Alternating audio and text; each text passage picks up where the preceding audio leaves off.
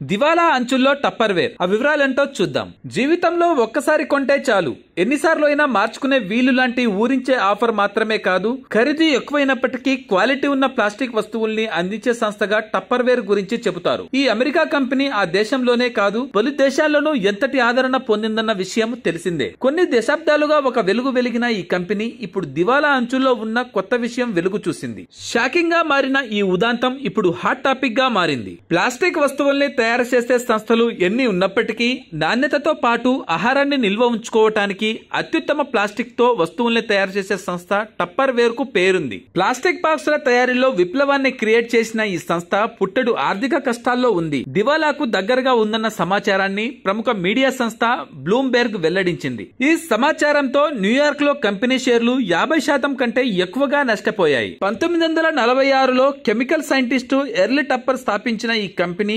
1950లలో అధిక ప్రజాదరణ పొందింది. కరోనా వేళల్లోనూ మంచి అమ్మకాలే సాగాయి. అయితే ఆ తర్వాత అమ్మకాలు క్షీణించాయి. దీనికి తోడు లోన్ కండిషన్లను కంపెనీ ఉల్లంఘించడంతో కోర్టుకు వెళ్లాలని భావిస్తోంది. $700 మిలియన్ల కంటే ఎక్కువగా ఉన్న రుణాన్ని ఎలా మేనేజ్ చేయాలన్నది ఇప్పుడు ఆ కంపెనీ ముందున్న పెద్ద ప్రశ్నగా చెబుతున్నారు. కంపెనీలో ఖర్చు తగ్గింపుతో పాటు ఆర్థిక సమతుల్యతను పరిగణలోకి తీసుకుని ఇటీవల 150 మందిని తొలగించేందుకు రంగం సిద్ధం చేశారు. దీంతో పాటు పలు నిర్ణయాలు తీసుకున్నా కంపెనీ డౌన్ ఫ్లో ను ఆపలేని పరిస్థితి. కాలం ఎప్పుడూ ఒకేలా ఉండదని, బండ్లు ఓడలు బండ్లు కావటం అంటే ఇదేనేమో. Thanks for watching.